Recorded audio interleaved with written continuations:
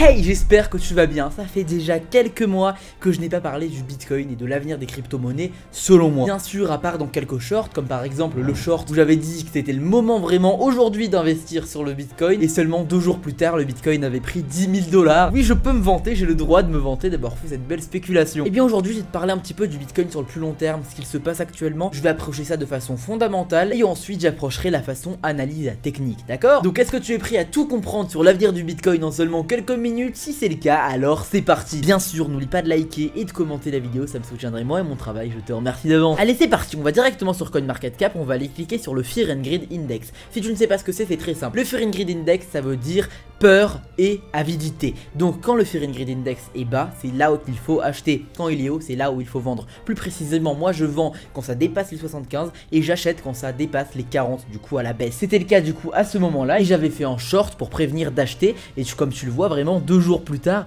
on est retourné au-dessus des 60. Donc du coup, on a fait un profit juste énorme, c'était magnifique. N'oublie pas de t'abonner pour ne pas manquer les prochaines spéculations de ce genre. Maintenant, passons un petit peu sur la volatilité du Bitcoin. Il reste plutôt stable, mais par contre, on avait quand même eu un beau pic juste ici. Donc là, je rappelle que c'est le graphique de la volatilité du Bitcoin. On voit que le pic a commencé le 14 juillet, donc bizarrement, pile la date où Trump a reçu une balle dans l'oreille. Est-ce que c'est une coïncidence ? Je ne pense pas, sachant que Trump est un fervent protecteur du Bitcoin et forcément que recevoir une balle dans l'oreille ça va lui donner un bon coup de pub, donc forcément ça a fait monter le Bitcoin d'un coup. Et depuis ça monte, bien sûr il y a eu le discours de Trump concernant le Bitcoin qui a eu lieu le 27 juillet qui a bien joué aussi là-dessus, donc du coup sur l'explosivité du Bitcoin. Donc là tu vas sûrement me dire mais qu'est-ce que tu racontes, le 27 juillet c'était pendant que le graphique baissait, alors pourquoi tu parles du fait que ça a fait monter? Pour une seule bonne raison, c'est parce que les gens achètent quand il va y avoir une nouvelle et quand la nouvelle sort il faut vendre à ce moment-là. Donc en l'occurrence, le fait qu'il y ait eu une nouvelle, c'est le fait que Trump va faire un discours, et dès que Trump a fait son discours, il faut vendre, tout simplement. Mais alors pourquoi ça a explosé quand Trump s'est fait tirer dessus à l'oreille? Eh bien ça, c'était tout simplement pas prévisible.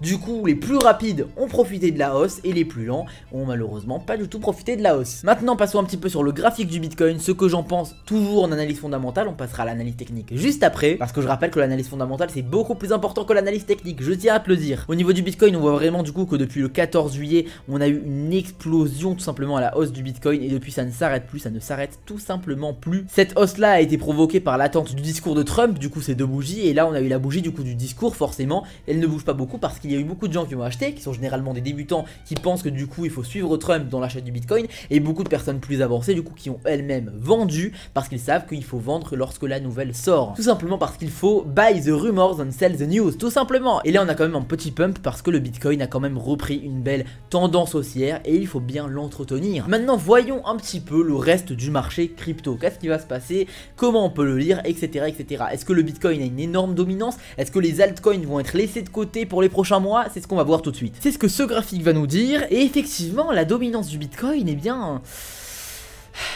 elle descend toujours pas. Au contraire, pour tout te dire, elle monte et ça c'est mauvais signe, mais pas exactement. Pourquoi la dominance du Bitcoin monte? C'est parce que Trump parle uniquement du Bitcoin. Et oui, on va beaucoup parler de Trump dans cette vidéo, parce que c'est lui qui est en train de contrôler les mouvements des crypto-monnaies, tout simplement. Mais du coup, ouais, Trump n'a jamais parlé d'Ethereum, du USDT, de Solana, de BNB, etc.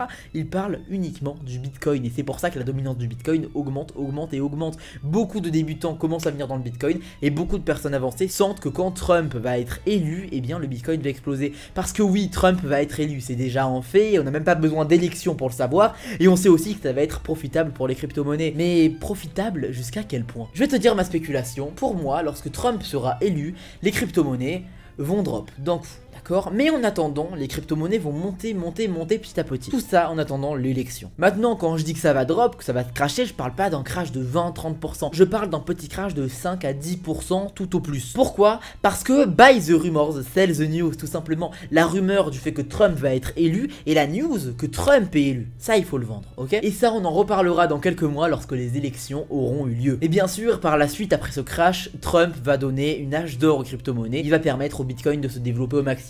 Maintenant effectivement on peut craindre la dominance du Bitcoin parce qu'avec Trump c'est sûr qu'il va augmenter tant qu'il ne parle pas d'autres crypto-monnaies. Cependant le crash qui aura lieu lorsque Trump sera élu, eh bien je pense que les altcoins seront pas très impactés par ça. Je te laisse me dire ce que tu en penses en commentaire. D'ailleurs on peut le voir, on a un Bitcoin qui est vert sur les 24 heures et sur les 7 derniers jours, mais on a un marché qui est plutôt rouge honnêtement, à part bien sûr quelques exceptions comme par exemple mon chouchou le Stax qui lui est toujours dans le vert. Je le rappelle pour la petite histoire, le Stax je l'avais donné il y a quelques temps déjà quand il était à seulement 40 centimes. Et aujourd'hui il siège fièrement à la 31e place du top 100 des crypto-monnaies, du haut de ses 1,91 $, sachant qu'il était monté à 3,50 il y a seulement quelques mois. Et ça c'est magnifique. Donc on voit aussi niveau pratique que la dominance du Bitcoin, eh ben elle est clairement là. On a un marché rouge mais en Bitcoin vert, bon, c'est pas énorme. Ce qui est sûr c'est que c'est pas super sympa à voir, mais ce qui est sûr aussi c'est que dès que quelque chose monte, il va forcément baisser aussi. Et du coup la Bitcoin dominance va aussi baisser au bout d'un moment.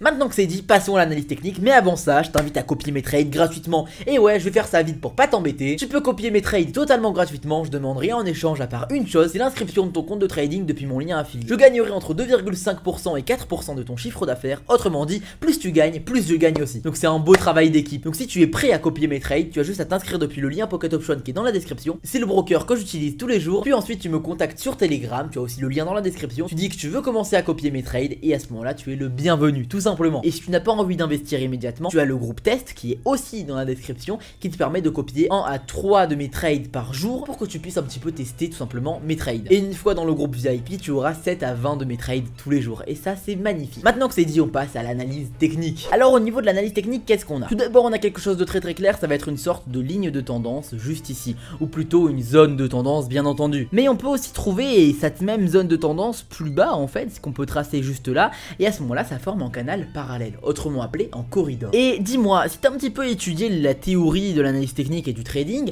ce pattern peut te rappeler quelque chose. Je te laisse 5 secondes pour l'écrire en commentaire, vas-y. Ok, j'espère que tu l'as écrit et que tu triches pas, c'est le pattern du drapeau. Et le pattern du drapeau, il est bullish, autrement dit, il est haussier. Et ça, c'est quelque chose de beau. Autrement dit, on a ce pattern du drapeau qui nous dit qu'on va sûrement casser à cet endroit-là. Donc ça pourrait aussi tout simplement revenir ici pour revenir par la suite casser, tout simplement et partir à la hausse, ou bien directement casser maintenant. Maintenant, on peut pas vraiment prévoir ça. Donc pour ça, je vais quand même m'aider de certaines indications. On va voir déjà les autres patterns.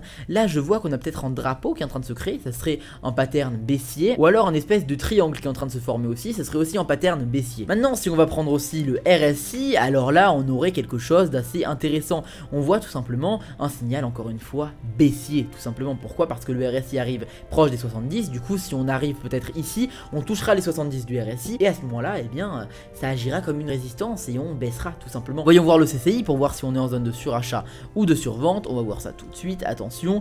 Et eh bien on est à la limite vraiment de la zone de surachat et ça aussi c'est plutôt mauvais. Ouais, au niveau de ces deux indicateurs importants, on voit clairement que le Bitcoin va sûrement baisser. Au niveau du pattern, on voit que le Bitcoin va casser à la hausse. Mais quand est-ce qu'il va casser à la hausse? Et ça c'est compliqué à savoir. Mais maintenant je me rappelle d'une chose quand même quand on en parle. C'est que là on a les élections qui approchent, mais entre deux, y a pas grand chose. Ça y est, ce qui faisait monter le Bitcoin c'était la balle dans l'oreille de Trump et tout simplement son discours à la conférence crypto. Mais maintenant, qu'est-ce qu'on attend? Qu'est-ce qui peut encore faire monter le Bitcoin? Qu'est-ce qui est la rumeur? Eh bien la réponse c'est que c'est rien du tout. On a les élections qui arriveront prochainement, mais pas tout de suite, c'est-à-dire qu'on a le temps d'avoir quelques mouvements. Donc du coup, voilà ma spéculation finale. Ma spéculation finale est très simple. Pour moi, le Bitcoin va en premier lieu redescendre. Redescendre jusqu'où? Je dirais jusqu'à cet endroit-là environ, entre 62 000 et 60 000. Pour par la suite remonter et exploser du coup cette ligne de tendance qui le bloque. Pour se diriger vers la résistance des 74 000. Tout simplement, voilà ma spéculation, je le rappelle. Cette vidéo n'était pas un conseil en investissement, c'était simplement mon avis sur le marché en fonction des différents facteurs qu'il y a. En tout cas, je te souhaite une super journée ou une super soirée. N'oublie pas de liker, de commenter, de partager la vidéo. J'espère qu'elle t'aura aidé. Allez, on se rejoint sur mon groupe Telegram pour copier mes trades. Bye!